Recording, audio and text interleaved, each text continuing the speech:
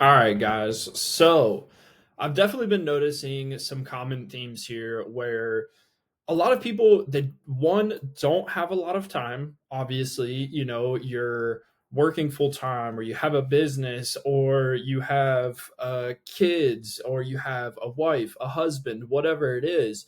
You are obviously a busy person. So the common theme I'm seeing, one, people don't have a lot of time. Also, two, they're struggling to build momentum. And then whenever they do build momentum, they struggle to keep it. It's like you have a really good, month or two, and then momentum falls off and you just can't get back on the wagon. So I created this 4 hour fit framework, which is going to get you in shape in little time, 4 hours a week. That's all you need. And then I'm going to teach you also how we can build momentum and keep that momentum. So, first off, time. The biggest thing. There's 168 hours in a week. I'm telling you to give me four or give fitness four.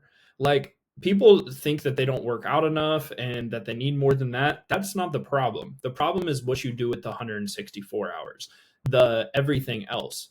What you do with those hours are going to make a bigger impact than these 4 hours devoted on fitness. But these are obviously still important. So let's talk about that.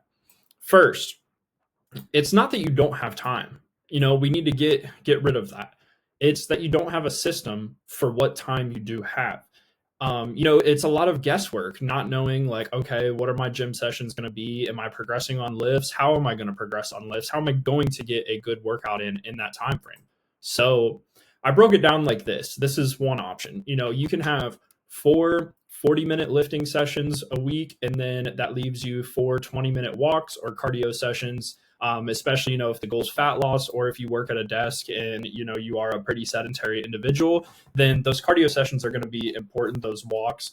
In a 20-minute walk, it doesn't have to be like a dedicated cardio session. It just needs to be like going on a walk on your lunch break or at night after dinner or when you get home from work, whatever it is. Now, another option too, some people I'm running into where they're like, I only have 3 days a week where I can get in the gym.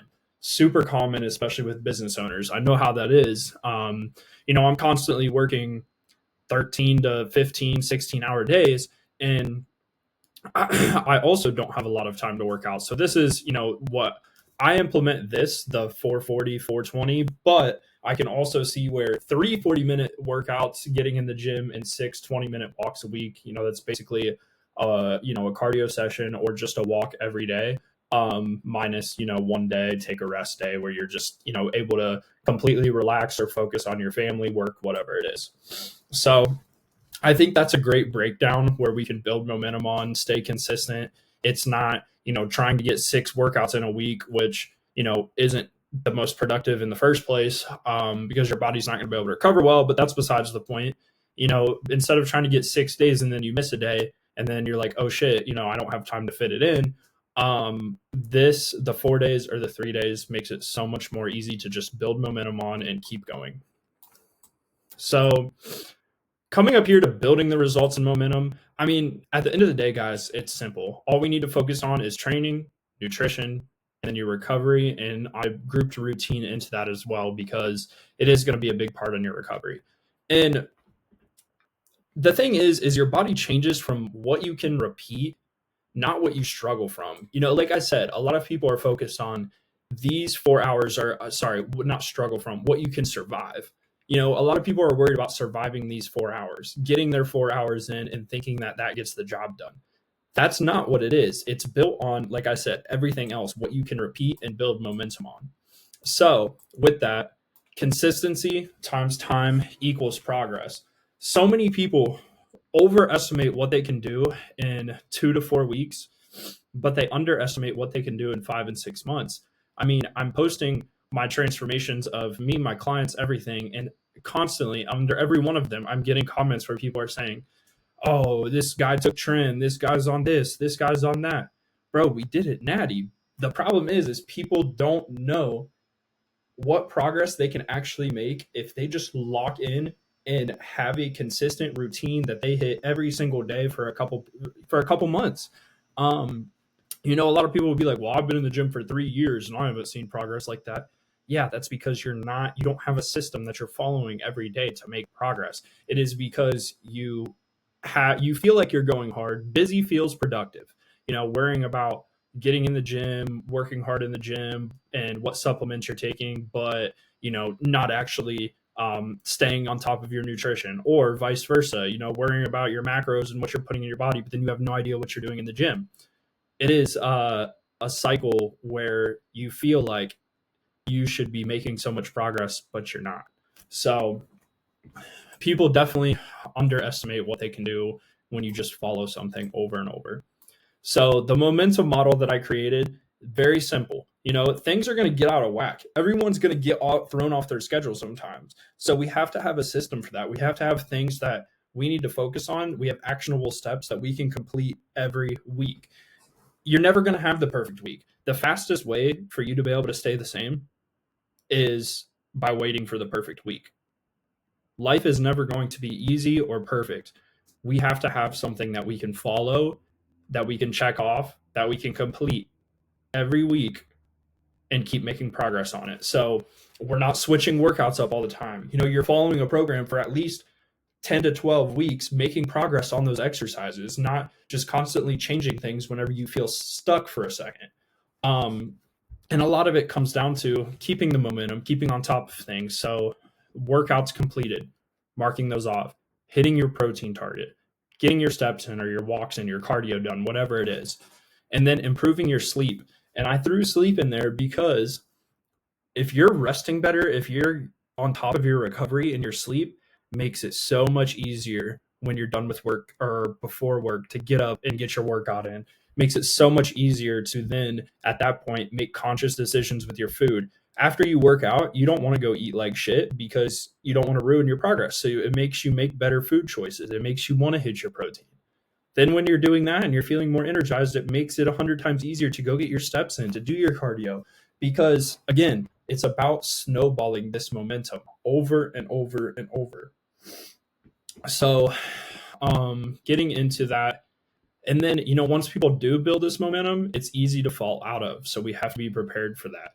Keeping the momentum, having your gym clothes ready, same training times every time that you're going to train, like Monday, Tuesday, Thursday, Friday, whatever it is, at 5 p.m. right after work, you're hitting it. And I know some people's schedules change, work keeps you later. That's fine. Still, just maybe if it's not the same time, have your planned gym days. Have days where this is a gym day. No matter what's going on in my life, no matter how I'm feeling, I'm going to go, I'm going to get it in.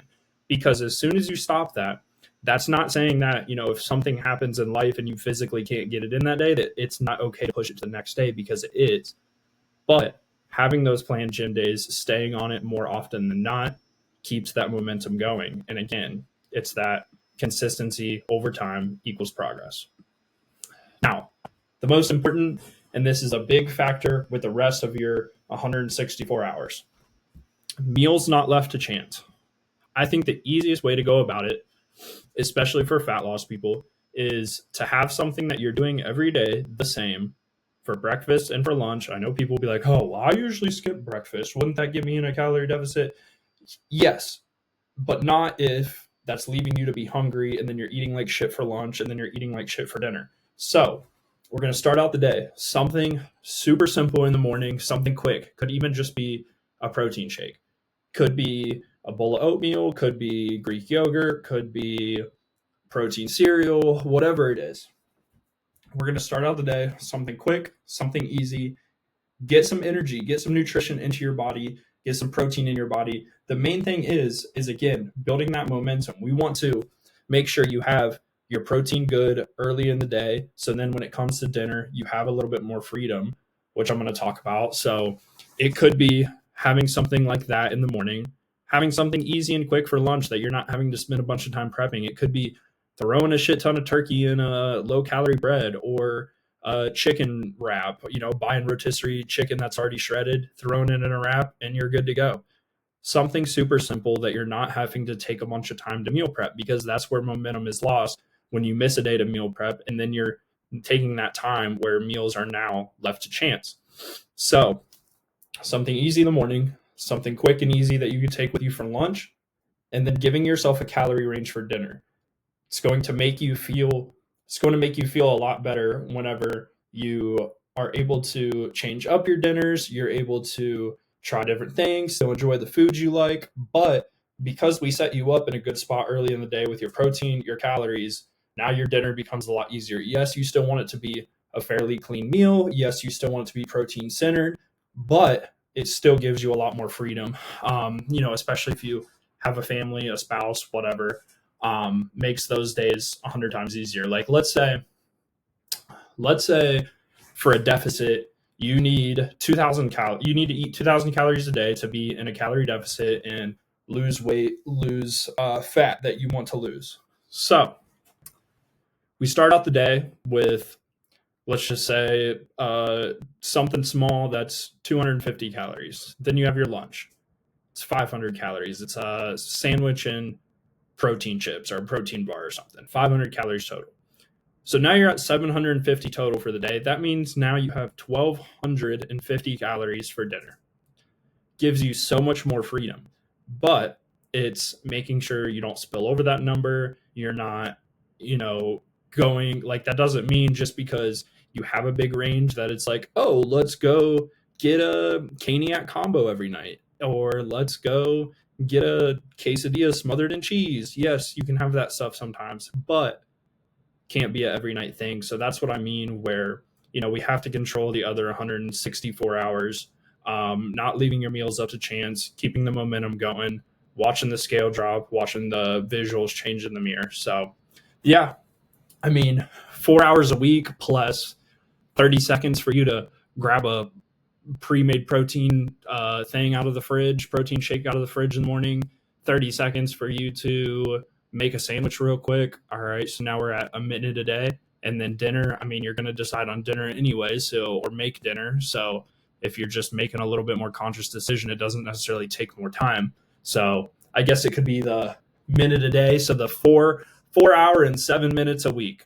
It's all you need to get jacked, get shredded, get ripped, whatever. This is the exact framework that I use. I have my gym days planned, keep my gym bag right by the door and my keys. And when it gets time to go, grab my gym bag, grab my keys, no matter how I'm feeling, I'm out the door, I'm ready to go. So yeah, guys, definitely try this out, but I think this framework will definitely help some of you.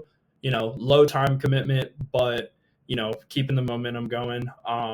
So yeah, I'll see you in the next one.